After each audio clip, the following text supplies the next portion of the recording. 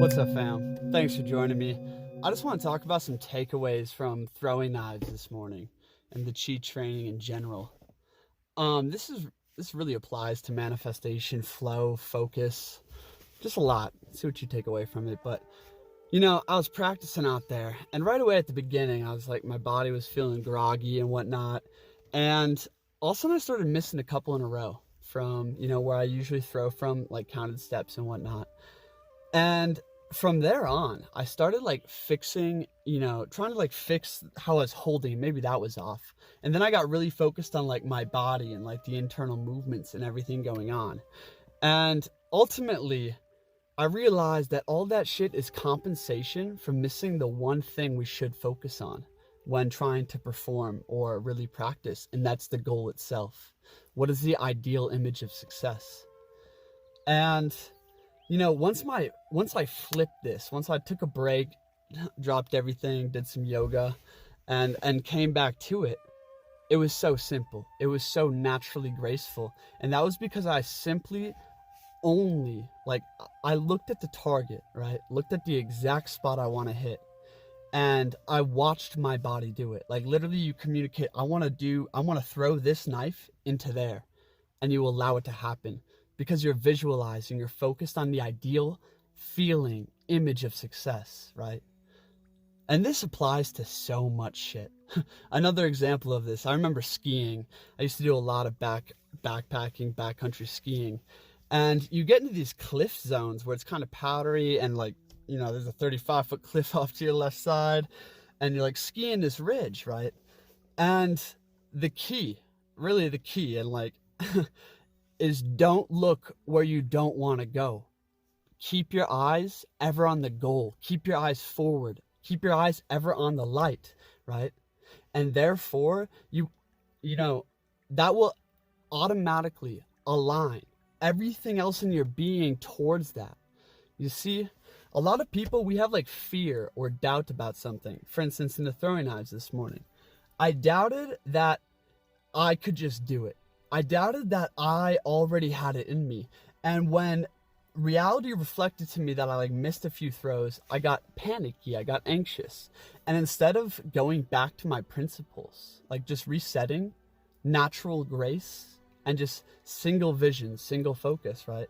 I started trying to like correct my throw and like fix how I'm moving my body and recounting steps and whatnot. And that is such an analogy for so much of life. You see, let's say you're trying to get over an addiction or a bad habit, right? So much of our psychology is programmed to be like, oh, I don't want this in my life. Oh, I need to get over this. Oh, I need to go to war with this. Oh, I need to let go of this. When in fact, it's fixing the image of success in your mind. What does it look like not to smoke? What does it feel like? Why do you want that, right? Really imagine it. Give yourself the space to imagine it in perfection. All great athletes do this before every performance. They fix their mind, they fix their being, they fix their subconscious mind only on the image, the feeling of that magic flow happening, right? And no matter what sport it is, whether it's ping pong, basketball, golf, right? The moment you start like shooting, and all of a sudden you're kind of feeling off and you start fixing shit, even if at the end of that whole practice, you compensated in all these weird ways and built this matrix where like you can hit some in a row now, that shit will never last. You're not actually improving. You're simply just building these matrices that will decay because you can't remember them the next time you come into play, right? And ultimately in everything we do, it's about what is the image of the goal? How can I align my being that way? Feel into the success of it, right? And watch myself do it. Allow it to happen, right?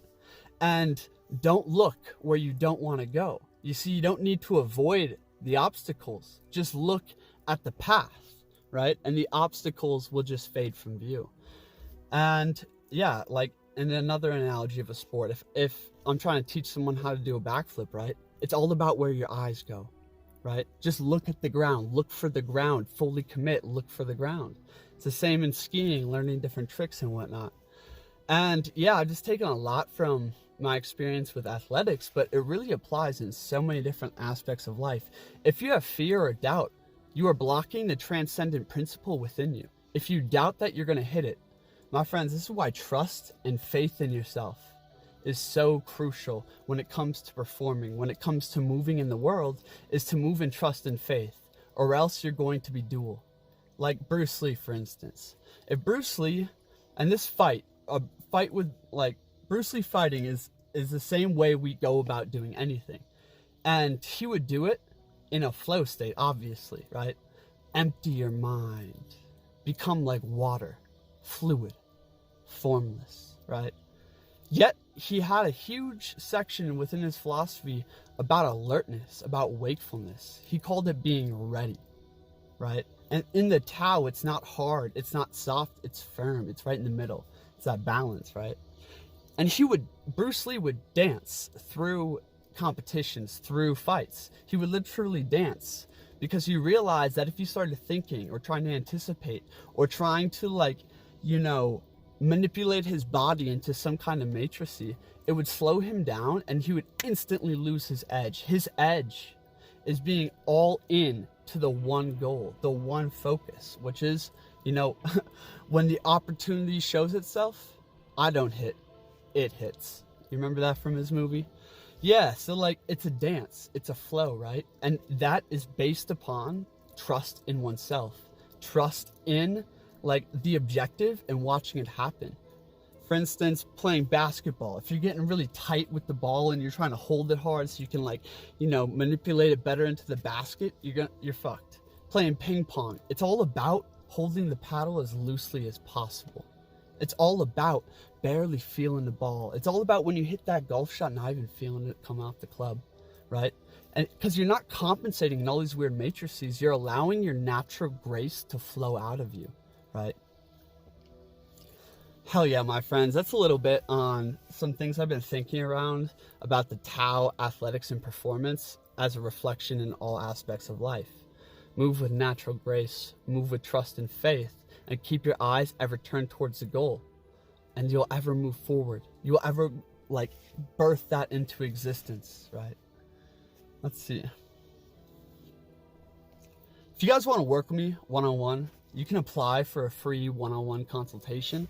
And yeah, we can meet, greet, chat, dive in, and go from there. Also, there's a tribe nature immersion. If you're into breathwork intensive, gathering, connection with tribe, you know, nature walks, medicine walks, archetypal meditations, the whole shebang. I would really love to see you there. It's going to be amazing. The event is published on Facebook. There's a link in the description to go apply.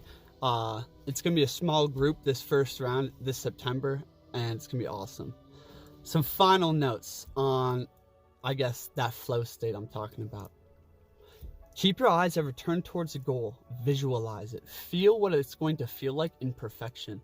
The more you try to manipulate any aspect of something, you're moving further away from your natural fluid grace. The first principle is centeredness inside yourself. The second is move with grace. Move naturally, aligned with your inner nature. The third principle is ever keep your eyes turned towards the goal. And damn, my friends, you will manifest anything. That is success. In terms of the practice part now, there is a place and time for refining your natural grace, for learning the technique, right? To become a great martial artist, you must learn to punch in just the rigid technique or the system that your school teaches. You must learn how they kick, right?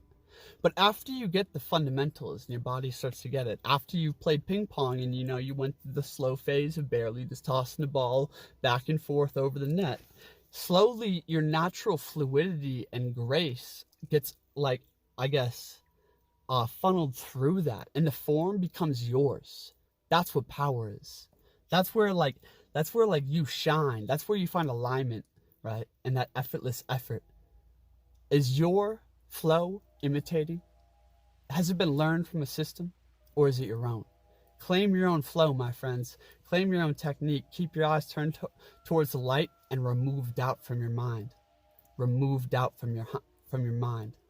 And that's to do with trust in yourself, faith in the process, trust the process, my friends. Hell yeah. That's a quick one on throwing knives. If you guys want to come see me, I am offering also just 1 weekend nature immersions one-on-one with me personally. If that interests you, shoot me an email. Hit that like button. I really appreciate it, and let me know if you enjoyed this video. Drop a comment if you want to see more like this. I do have a lot of thoughts around athletics, the TAO, flow, and your greatest version. This is Reality Files, my friends. We keep it real on here, real and raw, diving into that ancient knowledge of self, psychology, and that alchemy. You know, hell yeah. I love the mystery. Peace.